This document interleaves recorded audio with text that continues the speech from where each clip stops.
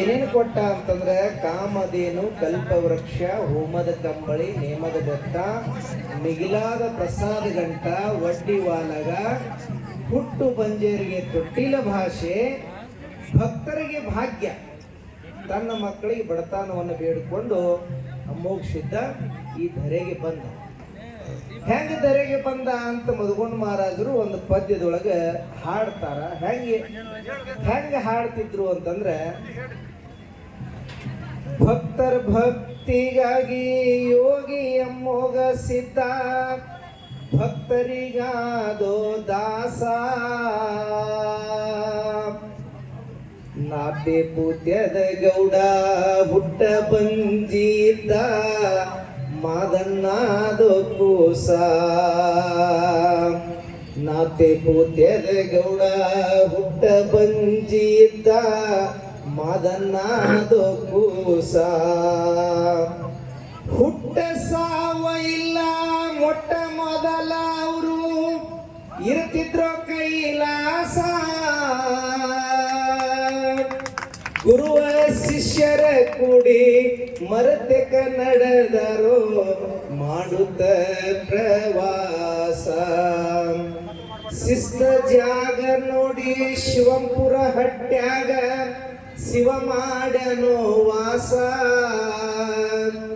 ಮೂಲ ಪೀಠ ಮುಮ್ಮೆಟ ಗುಡ್ಡದ ಮ್ಯಾಲ ಅಮಸಿದ್ದ, ತೊಟ್ಟು ಜಂಗಮ ವೇಷ. ಈ ಪ್ರಕಾರವಾಗಿ ಮಧುಗೊಂಡ ಮಹಾರಾಜರು ಪದ್ಯಗಳನ್ನ ಹಾಡ್ತಿದ್ರು. ಎಲ್ಲ ಸಾಹಿತ್ಯಗಳನ್ನ ತಗೊಂಡು ಮುಮ್ಮೆಟ್ಟ ಗುಡ್ಡಕ್ಕೆ ಅಮೋಘಸಿದ್ದ ಬಂದ ನಂತರ ಮಾಯನಾದ ಮಕನಾಪುರದೊಳಗೆ ಸೋಮಲಿಂಗ ಮಾಯ ಆಗ್ಯಾನ. ಎಲ್ಲ ಏನಪ್ಪಾ ಅಂತಂದ್ರೆ ಎಲ್ಲಾನು ಹೇಳ್ಕೊಟ್ಟು ಬರ್ಬೇಕಾದ್ರೆ ಬಹಳ ಸಮಯ ಬೇಕು. ಸಮಯ ಬಹಳ ಕಡಿಮೆ ಕೊಟ್ಟಾರ ನಮ್ಗೆ. ಆದ್ರೂ ಕೂಡ ಹೇಳಿ ಪ್ರಯತ್ನವನ್ನು ಮಾಡ್ತೀನಿ. ಅಮೋಘಸಿದ್ಧ ಗುಡ್ಡದೊಳಗೆ ಬಂದ ನಂತರ ಕೆಲವೊಂದು ದಿನ ಆದ ನಂತರ ಅಮೋಘಸಿದ್ಧರ ಪರಿಚಯ ಯಾರಿಗೂ ಆಗಲಿಲ್ಲ. ಯಾವಾಗ ನಮ್ಮ ಸಿದ್ಧಾರ್ಥ ಮಹಾರಾಜರು ಅನಿವಾರ್ಯ ಪ್ರಸಂಗ ಬಂದಾಗ ಅವರು ಮುತ್ಯಾನ ಅಟ್ಯಾಕ ಬಂದು ಉಳ್ಕೊಂಡ್ರು. ಸಿದ್ಧಾರ್ಥ ಮಹಾರಾಜರು ಮುಮ್ಮೆಟ್ಟು ಗುಡ್ಡಕ್ಕೆ ಉಳ್ಕೊಂಡ್ರು. 3 ದಿನ ಸಿದ್ಧಾರ್ಥ ಮಹಾರಾಜರು ಇಲ್ಲೇ ಗುಡ್ಡದಾಗ ಉಪವಾಸಿದ್ರು. ಅವಾಗ ಅಮೋಘಸಿದ್ಧ ಏನ್ ಮಾಡಿದ ಅಂತ ಕೇಳಿದ್ರೆ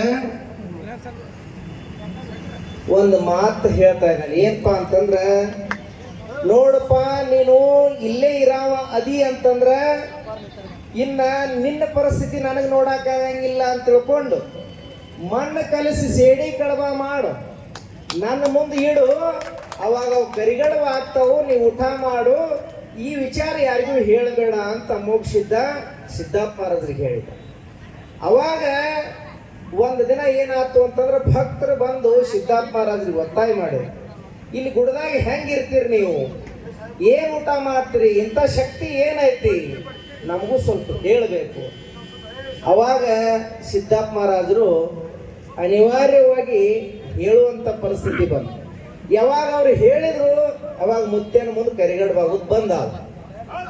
ಅವಾಗ ಅವ್ರು ಏನ್ ಮಾಡಿದ್ರು ಅಂತ ಕೇಳಿದ್ರೆ, ಸಿದ್ಧಾರ್ಥ ಮಹಾರಾಜರು ಇಲ್ಲಿ ಮುತ್ಯನ ವಿಚಾರವನ್ನ ಭಕ್ತರಿಗೆ ತಿಳಿಸ್ಬೇಕು ಅಂತ ಹೇಳಿ ಅವಾಗಿನ ಕಾಲದೊಳಗೆ ಒಂದು 100 ಕ್ವಿಂಟಲ್ ಬ್ಯಾಳಿ ಹಾಕಿ, ಅವಾಗ ಅವ್ರು ಸಿದ್ಧಾರ್ಥ ಮಹಾರಾಜರು ಏನ್ ಮಾಡಿದ್ರು ಅಂತಂದ್ರೆ ಕರಿಗಡವದ ಇಲ್ಲಿ ಹೋಳಿಗೆ ಗಿಡ ಅಂತ ಹಚ್ಚಿದ್ರು. ಅವ್ರು ಯಾವಾಗ ಒಂದು 100 ಕ್ವಿಂಟಲ್ ಬ್ಯಾಳಿಯನ್ನು ಕುದಿಸಿ ಏನ್ ಮಾಡಿದ್ರು ಅಂತಂದ್ರೆ ಎಷ್ಟು ಮಂದಿ ಚಟ್ಟಿ ಅಮಾವಾಸ್ಯೆಗೆ ಬರ್ತಾರ ಅವ್ರಿಗೆಲ್ಲ ಕರಿಗಡಬ ತುಪ್ಪ ಕೊಡಬೇಕು ಅಂತ ಸಿದ್ಧಾರ್ಥ ಮಹಾರಾಜರು ಸಂಕಲ್ಪ ಮಾಡಿ ಮಾದನ ಮಲಕರ್ಷಿತನ ಭೇಟಿಯನ್ನ ಮಾಡಿ ಅವ್ರು ಏನ್ ಮಾಡಿದ್ರು ಅಂತ ಕೇಳಿದ್ರೆ ಗುಡ್ಡದ ಮ್ಯಾಗ ಕರಿಗಡಬ ತುಪ್ಪ ಪ್ರಸಾದವನ್ನ ಅವ್ರು ಮಾಡಿದ್ರು. ಅವಾಗ ಒಂದು ಮಧುಗೊಂಡ ಮಹಾರಾಜರು ಒಂದು ವಿಚಾರ ಹೇಳ್ತಿದ್ರು. ಏನಂತ ಹೇಳ್ತಿದ್ರು ಅಂತಂದ್ರೆ, ಮಾದನ ಮಲಕರ್ಷಿತರ ಭೇಟಿ ನಡೆದಾಗ ದಿವಟಿಗೆ ದಂಡಿಗೆ ಬಡದು ಇವ್ರ ಕೈ ಮ್ಯಾಗ ಬಿತ್ತಂತ ಸಿದ್ಧಾರ್ಥ ಮಹಾರಾಜರ ಕೈ ಮ್ಯಾಗ. ಸಿದ್ಧಾರ್ಥ ಮಹಾರಾಜರ ಕೈ ಮ್ಯಾಗ ಬಿದ್ದಾಗ ಕೈ ಸುಟ್ಟು ಅಂತ ತಿಳ್ಕೊಂಡು ಜಾತ್ರೆಯಾಗ ಜನ ಮಾತಾಡಕತ್ತಿದ್ರು, ಮಹಾರಾಜರ ಕೈ ಸುಟ್ಟು ಅಂತ. ಅವಾಗ ಸಿದ್ಧಾರ್ಥ ಮಹಾರಾಜರು ಏನು ಹೇಳಿದ್ರು ಅಂತಂದ್ರೆ, ಅಮೋಘಸಿದ್ಧನ ಸೇವಾದೊಳಗೆ ಶರೀರ ಎಲ್ಲ ಸುಟ್ಟಿತ್ತು, ಆದ್ರೆ ಕೈ ಸುಟ್ಟಿರ್ಲಿಲ್ಲ.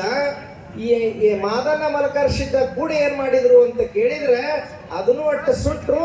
ಈಗ ಪೂರ್ಣವಾಗಿ ಆ ಶರೀರ ಎಲ್ಲ ಸುಟ್ಟು ದೇಹದ ಪರಮಾತ್ಮನ ಸೇವಾದೊಳಗ ಅಂತ ಸಿದ್ಧಾರ್ಥ ಮಹಾರಾಜರು ಹೇಳಿ. ಅವತ್ತಿನ ಕಾಲದೊಳಗೆ ಸಿದ್ಧಾರ್ಥ ಮಹಾರಾಜರು ಇಲ್ಲಿ ಮುಮ್ಮೆಟ್ಟು ಗುಡ್ಡದ ಮ್ಯಾಗ ಕರಿಗಡಬ ತುಪ್ಪ ಏನ್ ನೆವಾದಿ ಮಾಡ್ಯಾರ, ಇಲ್ಲಿ ಪರ್ಯಂತರವಾಗಿ ಇನ್ನೂ ಚಟ್ಟಿ ಅಮಾವಾಸ್ಯೆಗೆ 100-200 ಕ್ವಿಂಟಲ್ ಬ್ಯಾಳಿ ಇಲ್ಲಿ ಜಾತ್ರೆ ಚಟ್ಟಿ ಅಮಾವಾಸ್ಯೆ ಕುದೀತದ, ನಿಮ್ಗೆಲ್ಲ ಗೊತ್ತದ. ಆಮ್ಯಾಗ ನಮ್ಮ ಮಧುಗೊಂಡ ಮಹಾರಾಜರು ಬಂದು ಇವ್ರು ಏನು ಮಾಡಿದ್ರು, ಸಿದ್ಧಾರ್ಥ ಮಹಾರಾಜರು ಬಂದರು, ಅವ್ರು ಏನು ಮಾಡಿದ್ರು, ಮುತ್ಯಾನ್ ತೋರಿಸ್ಕೊಟ್ರು.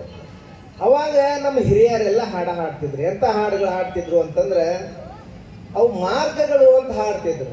ಹೆಂಗೆ ಮಾರ್ಗ ಹಾಡ್ತಿರು ಅಂತಂದ್ರೆ, ಗುಡ್ಡ ಮಡ್ಡಿ ಆರಂಭ ಜಾಗ ನೋಡಿ ನೆನದ ನಿಂಬ ತುಂಬಿ ತುಳಕ ತಾನ ಸಂಬ ಮೋಗಿನೋ ಗುರುವ ಸೋಮಲಿಂಗನೋ ಭೇಟಿನ ಇಬ್ಬರದಲ್ಲಿ ಮ್ಯಾಲ ಬಂದರ ಜೋಡಿಲೆ ಕೂಡಿ ವಾಲಗ ಮಾಡ್ಯಾರು ಬೆಳತಾನ ಮೋಗಿನೋ ಗುರುವ ಸೋಮಲಿಂಗನೋ ಜಾತರಿ ಒಡದ ಹೋಗು ಮುಂದ ಚಾಜ ಕೊಡ್ತಾನೇನ ಮಗ್ಗ ಭಕ್ತಿಲೆ ನಡೆದವಾಗಾದಿ ನಂದು ಅಮ್ಮೋಗಿನೋ ಗುರುವ ಸೋಮಲಿಂಗನೋ. ಹಿಂಗ ಮಾರ್ಗಗಳ ಹಾಡ್ತಿದ್ರು ನಮ್ಮ ಹಿರಿಯರು.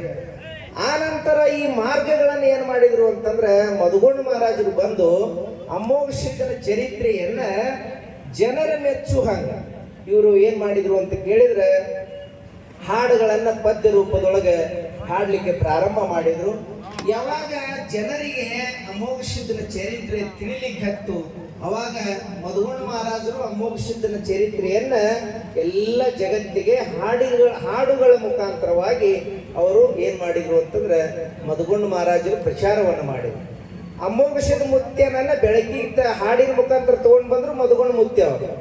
ಆಮ್ಯಾಗ ಮಂದ್ರೂಪದಿಂದ ಮಧುಗೊಂಡ ಮಹಾರಾಜರು ಇಲ್ಲಿ ಗುಡ್ಡಕ್ಕೆ ವಸತಿ ಮಾಡಿದ್ರು. ಮೊದಲು ಬರ್ತಕ್ಕಂಥ ಭಕ್ತಾದಿಗಳು ಹೆಂಗ್ ಬರ್ತಿದ್ರು ಅಂತ ಕೇಳಿದ್ರೆ, ಊರೊಳಗನ ಬುತ್ತಿ ಕಟ್ಕೊಂಡು ಬರ್ಬೇಕು. ಊರೊಳಗ ಬುತ್ತಿ ಕಟ್ಕೊಂಡು ಬರ್ತಿದ್ರು. ಇಲ್ಲಿ ಮುತ್ಯಾನ ಗುಡಿಯಾಗ ಊಟ ಮಾಡ್ತಿದ್ರು. ಹೊತ್ತು ಮುಣಗೋದ್ರೊಳಗ ಈ ಗುಡ್ಡ ಬಿಟ್ಟು ಹೋಗ್ಬೇಕಾಗ್ತಿತ್ತು. ಯಾವಾಗ? ಅವಾಗಿನ ಸಂದರ್ಭದೊಳಗೆ. ಯಾವಾಗ ನಮ್ಮ ಮಧುಗೊಂಡ ಮುತ್ತಿ ಅವರು ಇಲ್ಲಿ ಮುಮ್ಮೆಟ್ಟು ಗುಡ್ಡದಾಗ ವಸತಿ ಮಾಡಿದ್ರು, ಅವಾಗ ಏನಪ್ಪಾ ಅಂತ ಕೇಳಿದ್ರೆ, ಯಾವ ಅನ್ನದ ಕೊರತೆ ಆಗ್ಲಿಲ್ಲ.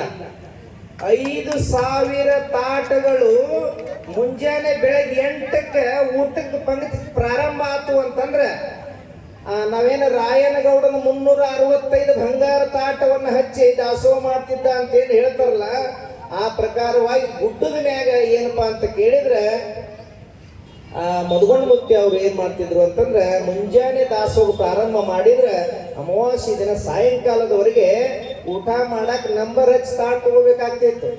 ಅಷ್ಟು ಏನಪ್ಪಾ ಅಂತಂದ್ರೆ ಭಕ್ತಾದಿಗಳು ಇಲ್ಲಿ ಸೇವಾ ಮಾಡ್ತಿದ್ರು. ಇಷ್ಟ ಹೆಂಗ್ರಿ ಅಪ್ಪ ಅವ್ರ ಪ್ರಭಾವ. ಇಲ್ಲಿ ಮುತ್ಯಾನ ಗುಡದೊಳಗೆ ನೀರು ಸಿಗ್ತಾವ, ಮುತ್ಯಾನ ಗುಡದೊಳಗೆ ಪ್ರಸಾದ ಸಿಗ್ತೈತಿ. ಇದು ಎಂತ ಪ್ರಭಾವ ಅಂತ ನಾವು ಮಧುಗೊಂಡ ಮಹಾರಾಜರಿಗೆ ಪ್ರಶ್ನೆ ಮಾಡ್ತಿದ್ದೀವಿ. ಅವರು ನಮಗೊಂದು ಮಾತು ಹೇಳ್ತಿದ್ರು. ಏನ್ ಸಂಸ್ಕೃತಕ್ಕೆ ಹೇಳ್ತಿದ್ರು ಅಥವಾ ನಿಜ ಹೇಳ್ತಿದ್ರು ಗೊತ್ತಾಗ್ಲಿಲ್ಲ. ಆದ್ರೆ ಮಧುಗೊಂಡ ಮಹಾರಾಜ್ ಒಂದು ಮಾತು ಹೇಳ್ತಿದ್ರು. ನೋಡ್ರಿ, ಕೈಲಾಸದೊಳಗ ಅಮೋಘ ಸಿದ್ಧ 7 ಯುಗ ಭಕ್ತಿ ಮಾಡ್ಯಾರ. ಏನು ಮುತ್ಯಾನ ಮ್ಯಾಗ ನೀರು ಸುರ್ಯ ನಾವೆಲ್ಲ ನೀರು ಮುಮ್ಮೆಟ್ಟು ಗುಡ್ದಾಗ ಅದಾವ ಅಂತ ಹೇಳ್ತಿದ್ರು ಅವರೆಲ್ಲ. ಈ ಮಾತನ್ನ ಮಧುಗೊಂಡ ಮಹಾರಾಜರು ಹೇಳ್ತಿದ್ರು. ಆಮ್ಯಾಗ ಮುತ್ಯ ಬರುವಾಗ ಕಾಮಧೇನು ಕಲ್ಪವೃಕ್ಷ ಎಲ್ಲ ತಗೊಂಡು ಬಂದಾನ. ಇಲ್ಲಿ ಅನ್ನಕ್ಕೆ ಕೊರತೆ ಆಗಂಗಿಲ್ಲ, ಎದಕ್ಕೂ ಕೊರತೆ ಆಗಂಗಿಲ್ಲ. ನಂಬಿದ ಭಕ್ತನ ಮನೆ ಒಳಗೆ ತುಂಬಿ ತುಳುಕ್ತೈತಿ ಅಂತ ಮಧುಗೊಂಡ ಮಹಾರಾಜರು ಹೇಳ್ತಿದ್ರು. ಆ ಪ್ರಕಾರವಾಗಿ ನೀವೆಲ್ಲ ನಡ್ಕೊಂಡವ್ರಿಗೆ ಗೊತ್ತದ. ಅವ್ರು ಇನ್ನೊಂದು ಕೆಲವೊಂದು ದಿನ ಏನಪ್ಪಾ ಅಂತ ಕೇಳಿದ್ರೆ, ಬಹಳ ಶ್ರಮ ವಹಿಸಿರ್ತಕ್ಕಂಥ ಮಧುಗೊಂಡ ಮಹಾರಾಜರು.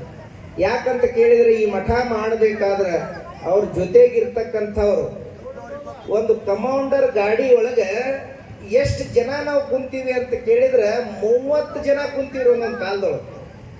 ಯಾಕಂತ ಕೇಳಿದ್ರೆ ಭಕ್ತರನ್ನ ಬಿಡಾಕ್ ಬರ್ತಿರ್ಲಿಲ್ಲ, ಗಾಡಿಯಾಗಿನವ್ರನ್ನ ಬಿಡಾಕ್ ಬರ್ತಿರ್ಲಿಲ್ಲ, ಭಕ್ತರು ಕೊಟ್ಟ ಜೋಳ ಕಾಳುಗಳನ್ನ ಅವುಗಳನ್ನ ಬಿಡ್ತಿರ್ಲಿಲ್ಲ. ಹಂಗ ಗಾಡಿಯಾಗ ಹಾಕೊಂಡು ಏನಪ್ಪಾ ಅಂತಂದ್ರೆ ಎಲ್ಲಾರನ್ನು ಸಂಭಾಳಿಸ್ತಿದ್ರು. ಕೆಲವೊಂದು ಸಂದರ್ಭದೊಳಗೆ ಮಧುಗೊಂಡ ಮಹಾರಾಜರು ನಾವು ಅವ್ರ ಜೊತೆಗೆ ಬಂದಾಗ ನಮ್ಮನ್ನ ಅವ್ರ ತೊಡಿನ ಕುಣಿಸ್ಕೋತಿದ್ರು ಗಾಡಿಯಾಗ. ಮಧುಗುಂಡ ಮಹಾರಾಜರು. ಯಾಕಂದ್ರೆ ಜನ ಸಾಲಿಲ್ಲ ಅಂತಂದ್ರೆ ತೊಡಿ ಮ್ಯಾಗ ಕುಣಿಸ್ಕೊಂಡು ಏನ್ ಮಾಡಿದ್ರು ಅಂತಂದ್ರೆ ಈ ಮಠವನ್ನ ನಿರ್ಮಾಣ ಮಾಡುವಂತವ್ರು ಅದಾರ. ಮತ್ತೊಂದು ಮಾತು ಹೇಳ್ತಿದ್ರು ಅವ್ರು, ಏನು ಅಂತಂದ್ರೆ ನಮಗಿಷ್ಟು ಕಷ್ಟ ಆಗೈತಿ, ನಾಳೆ ಮುಂದೆ ಯಾವ ಬರ್ತಾ ನಾವು ಆರಾಮದಿಂದ ಬರೀ ಕೂತಿರೋದೈತಿ ಅಂತ ಮಧುಗುಂಡ ಮಹಾರಾಜರು ಇಲ್ಲೆಲ್ಲ ಮಾತಾಡ್ತಿದ್ರು. ಅದಕ್ಕಾಗಿ ಏನಪ್ಪಾ ಅಂತ ಕೇಳಿದ್ರೆ ಹೈರಾಣ ಎಲ್ಲರಿಗೂ ಇದ್ದೇ ಇರೋದ್ರಿ. ಯಾಕಂತಂದ್ರೆ ಈ ಭೂಮಿ ಮ್ಯಾಗ ಹುಟ್ಟಿ ಬಂದವರು ಯಾರು ಸುಖದಿಂದ ಇರಕ್ ಸಾಧ್ಯ ಇಲ್ಲ. ಯಾಕೆ ಸುಖದಿಂದ ಇರಕ್ ಸಾಧ್ಯ ಇಲ್ಲ ಅಂತಂದ್ರೆ ಸತ್ಯ ನುಡಿದ ಹರಿಶ್ಚಂದ್ರ ರಾಜಾಗ ವನವಾಸ. ಹೌದ್ರೆ, ಪಾಂಡವರು ಸತ್ಯ ನೋಡಿದ್ರು, ಧರ್ಮದಿಂದ ನಡೆದ್ರು, ದ್ರೌಪದಿ ಮಾನ ಅಪಮಾನ ಆಯ್ತು, ವನವಾಸ ಹೋಗೋ ಕಾಲ ಬಂತು. ರಾಮ ನಾಳೆ ಮುಂಜಾನೆ ಎದ್ದು ಕೂಡಲೇ ಅವನ ಪಟ್ಟಾಧಿಕಾರ ಇತ್ತು. ಕೈಕೈ ಮಾತು ಕೇಳಿ ರಾತ್ರಿ 14 ವರ್ಷ ವನವಾಸ ಆಯ್ತು. ಯಾರಿಗೆ? ಪರಮಾತ್ಮನಿಗೆ. ಇಂಥವೆಲ್ಲ ಭೂಮಿ ಮ್ಯಾಗ ಹುಟ್ಟಿ ಬಂದವರು ಅವ್ರ ಕರ್ಮಗಳು ಏನಿರ್ತಾವ, ಕರ್ಮಾನುಸಾರವಾಗಿ ಪ್ರಾರಬ್ಧ ಕರ್ಮ ಅಂತ ಇರ್ತತಿ. ಹಂಗೆ ಏನಪ್ಪಾ ಅಂತ ಕೇಳಿದ್ರೆ ಬಹಳಷ್ಟು ಮುತ್ತೆಯವರು ಈ ದುಡ್ದಾರ ಬಂದ ಮಹಾತ್ಮರೆಲ್ಲ ಹೇಳೋರು. ಅವ್ರಿಗೆ ಏನಂತ ಹೇಳ್ತಿದ್ರು ಅಂತಂದ್ರೆ, ನೋಡ್ರಿ ಮಧುಗುಂಡ ಮಹಾರಾಜರ ಬರೇ ಡೊಳ್ಳಿನ ಹಾಡಾಕತ್ರಿ, ಇಲ್ಲಿ ಶಾಲಾ ಕಾಲೇಜ್ಗಳನ್ನ ತೆಗೀರಿ. ನಮ್ಮ ಮಂದಿಗೆ ಬಹಳ ಏನಪ್ಪಾ ಅಂತಂದ್ರೆ ಶಿಕ್ಷಣ ಇಲ್ಲ. ಬರೇ ಅವ್ರು ಏನಪ್ಪಾ ಅಂತಂದ್ರೆ ಶಿಕ್ಷಣ ಮತ್ತು ಸಂಸ್ಕಾರ ಬೇಕು. ಹಲವಾರು ಮಹಾತ್ಮರು ಬಂದು ಅಪ್ಪಳಿಗೆ ಹೇಳ್ತಿದ್ರು. ಅವಾಗ ಅವ್ರು ಏನ್ ಮಾಡಿದ್ರು ಅಂತಂದ್ರೆ ಎಲ್ಲಿ ನಮಗೆ ಕಿರಿಕಿರಿ ಶಾಲೆದು ಅಂತ ತಿಳ್ಕೊಂಡು ಅವರು ಬಹಳ ಮನಸ್ಸಿನಾಗ ತಗೋತಿರ್ಲಿಲ್ಲ. ಆದ್ರೂ ಒತ್ತಾಯಪೂರ್ವಕವಾಗಿ ಅವರಿಗೆ ಹೇಳಿದಾಗ ಒಂದು ಏನೋ ಶಿಕ್ಷಣ ಸಂಸ್ಥೆಯನ್ನು ತೆಗೆದ್ರು. ಇನ್ನೂ ಅವರ ಯೋಜನೆಗಳು, ಅವ್ರ ವಿಚಾರಗಳು ಬಹಳ ಇದ್ದು ಅವುಗಳನ್ನ ಹೇಳ್ತಿದ್ರು. ಅವುಗಳನ್ನ ಏನಪ್ಪಾ ಅಂತ ಕೇಳಿದ್ರೆ ಅನುಷ್ಠಾನಕ್ಕೆ ತರೋದ್ರೊಳಗಾಗಿ ಅವ್ರ ಶರೀರ ಅಂತಕ್ಕಂಥದ್ದು ಉಳಿಲಿಲ್ಲ. ಆದ್ರೂ ಕೂಡ ಅವ್ರ ಶರೀರ ಉಳಿಲಿಲ್ಲ ಅಂತಂದ್ರೂ ಕೂಡ ಅವರ ಸುಪುತ್ರರಾಗಿರ್ತಕ್ಕಂಥ ಔದುಷಿತ್ ಮಹಾರಾಜರು ಈಗ ಬಂದಾರ. ಏನಪ್ಪಾ ಅಂತಂದ್ರೆ ಅವ್ರು ನೋಡಿದ್ರೆ ಮಧುಗುಂಡ ಮಹಾರಾಜರು ದಿನ್ಮೆಟ್ಟು ತಾಳ ಬಾರ್ಸಾಕತ್ತಿದ್ರು ಅಂತಂದ್ರೆ ಹೆಂಗ ಕುಣಿತಿದ್ರು ಅಂದ್ರೆ ದೇವ್ರ ಕುಣದಾಗ ಕುಣಿತಿದ್ರು. ಅದೇ ಪ್ರಕಾರವಾಗಿ ನಮ್ಮ ಔದುಷಿತ್ ಮಹಾರಾಜರು ಕೂಡ ಅವರಂತೆನೆ ಕುಣಿತಾರ.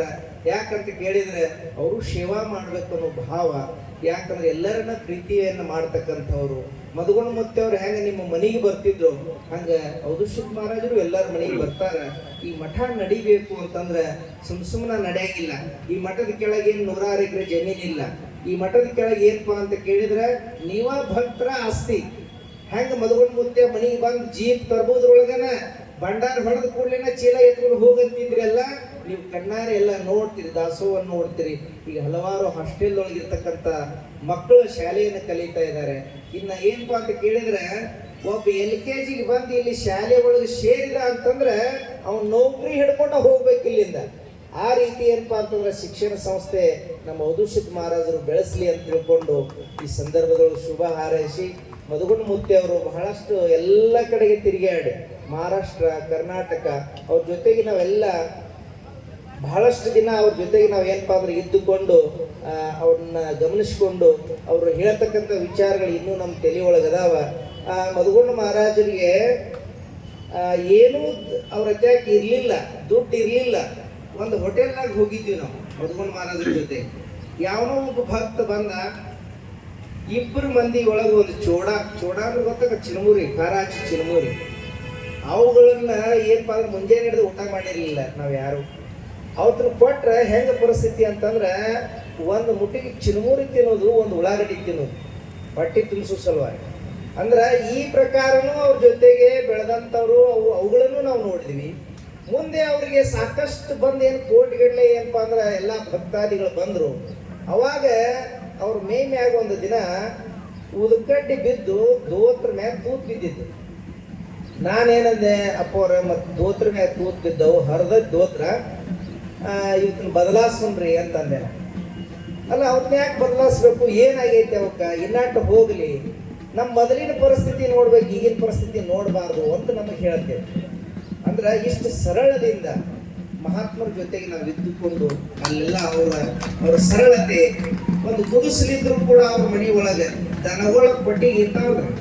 ನೀವೆಂದು ಮಕ್ಕೊಂಡ್ರೆ ಎಲ್ಲೋ ಗೊತ್ತಿಲ್ಲ, ಆದ್ರೂ ಕೂಡ ನಿಮ್ಮ ಮನೆಗೆ ಬಂದ್ರು ಅಂತಂದ್ರೆ ಅನಿವಾರ್ಯ ಕಾರಣ ವಸ್ತಿ ಮಾಡೋ ಪ್ರಸಂಗ ಬಂತು ಅಂತಂದ್ರೆ ಇರ್ಲಿ ಹೇಳ್ರಿ, ನಾವು ಇಲ್ಲೇ ಮಕ್ಕೋತೀವಿ, ನಾವು ಪೈಸ್ಕೆ ಮಕ್ಕೋತೀವಿ ಅಂತ ಹೇಳಿ ಅಲ್ಲಿ ನಿಮ್ಮ ದನಗಳ ಕೊಟ್ಟಿಗೆ ಒಳಗೆ ಮಕ್ಕೊಂಡು ನಿಮಗೆಲ್ಲ ಆಶೀರ್ವಾದ ಮಾಡಿಕೊಂಡು ಅಲ್ಲೆಲ್ಲಿ ಮ್ಯಾಳಗಳಿಗೆ ಹಾಡುಗಳನ್ನ ಹೇಳಿ ಭಕ್ತರನ್ನು ಉದ್ಧಾರ ಮಾಡಿರ್ತಕ್ಕಂಥ ಭಗವಂತ ಯಾರಾದರೂ ಇದ್ರೆ ಅವ್ರು ನಮ್ಮ ಮಧುಮಂತ ಮಹಾರಾಜರು ಅಂತಕ್ಕಂಥ ವಿಚಾರವನ್ನು ಹೇಳಿ ಎಲ್ಲ ಜಾತಿಯ ಜನಾಂಗದವರಿಗೆ ಅವರು ಇವರು ಅಂತ ಕೇಳಲಾರದೆ ಅವರ ನಿಷ್ಠೆಯನ್ನು ನೋಡಿಕೊಂಡು ಅವರಿಗೆ ನೀತಿಯನ್ನು ಬೋಧನಾ ಮಾಡಿರ್ತಕ್ಕಂಥ ಮಹಾತ್ಮ ನಮ್ಮ ಮಧುಮಂತ ಮಹಾರಾಜರು. ಅದೇ ಪ್ರಕಾರವಾಗಿ ಸಮಯ ಬಹಳ ಆಗೈತಿ. ನಮ್ಮ ವಧುಸಿದ್ಧ ಮಹಾರಾಜರು ಈ ಮಠದ ಆಗು ಹೋಗುಗಳನ್ನು ಅವರೆಲ್ಲ ನೋಡ್ಕೊಂಡು ಹೋಗ್ತಾರೆ. ತಾವೆಲ್ಲರೂ ಸಹಾಯ ಸಹಕಾರದಿಂದ ಪೂಜ್ಯರ ಜೊತೆಗೆ ಮಧುಗೊಂಡ ಮಹಾರಾಜರೇ ಅವರೇ ಅಂತ ತಿಳ್ಕೊಂಡು ತಾವೆಲ್ಲರೂ ಪಾಲಿಸೋಣ ಅಂತಕ್ಕಂಥ ವಿಚಾರವನ್ನು ಹೇಳಿ ಈಗ ಪೂಜ್ಯ ಮಧುಗೊಂಡ ಮಹಾರಾಜರ ತೊಟ್ಟಿಲೋತ್ಸವ ಕಾರ್ಯಕ್ರಮ ನಡೀತದ. ತಾವೆಲ್ಲರೂ ಭಕ್ತಿಯಿಂದ ಆಲಿಸೋಣ ಅಂತ ಹೇಳಿ ಎರಡು ಮಾತುಗಳನ್ನು ಮುಗಿಸ್ತಾ ಇದ್ದೀನಿ.